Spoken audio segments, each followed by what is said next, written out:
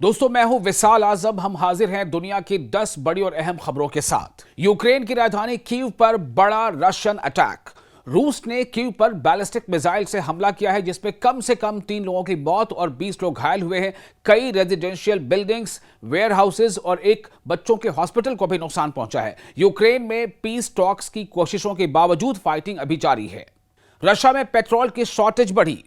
Ukraine के लगातार attack से रशिया की कई ऑयल रिफाइनरीज और फ्यूल डिपोट्स इन पर काफी असर पड़ा है। हालत यह है कि रशिया, जो बड़ा फ्यूल एक्सपोर्टर रहा है, अब बाहर से गैसोलीन मंगा रहा है। सरकार ने डोमेस्टिक सप्लाई बचाने के लिए फ्यूल एक्सपोर्ट्स पर पाबंदियां भी लगाई हैं। रशिया यूक्रेन ने 2006 प्रिजनर्स की अदला बदली की।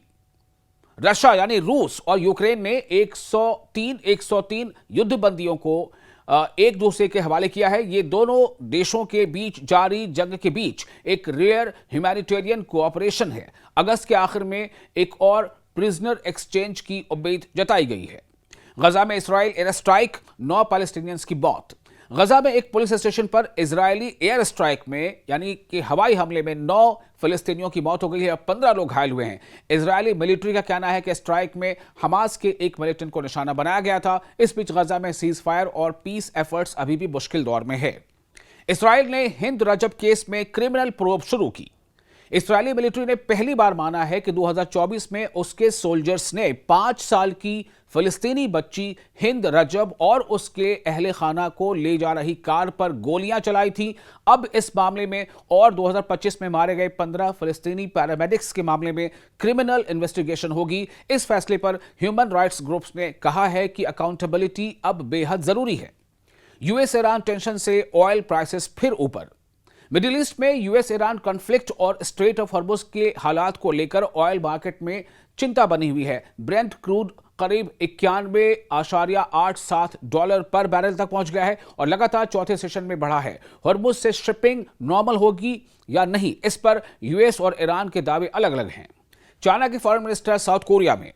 चाइना के फॉरेन मिनिस्टर वांग यी साउथ कोरिया के दौरे पर हैं और उन्होंने सियोल में सीनियर लीडर से मुलाकात की है। बातचीत में north Korea, regional security, trade और चाइना साउथ कोरिया रिलेशंस अहम मुद्दे हैं। चाइना ने नवंबर में एपेक समिट के दौरान चाइनीज प्रेसिडेंट शी जिनपिंग और साउथ कोरियन प्रेसिडेंट ली जे म्योंग की मीटिंग की संभावना भी जताई है। यूएस कनाडा ट्रेड डील पर बड़ी हलचल।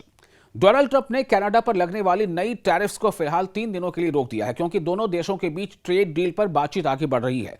प्रपोज्ड डील में कैनेडियन कार्स और ट्रक्स पर टैरिफ 25% यानी 25% से घटाकर 15% हो सकता है। कनाडा के प्राइम मिनिस्टर मार्क कार्नी ने भी कहा है कि बातचीत में प्रोग्रेस हुई है, लेकिन अभी काफी काम बाकी है। यूरोप में वाइल्ड फायर्स का खतरा जारी।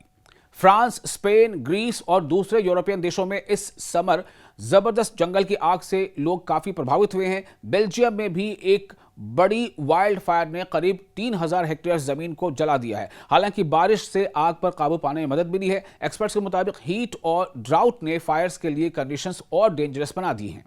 यूएस में भी वाइल्ड फायर्स फायर फाइटर्स के लिए बड़ी चुनौती।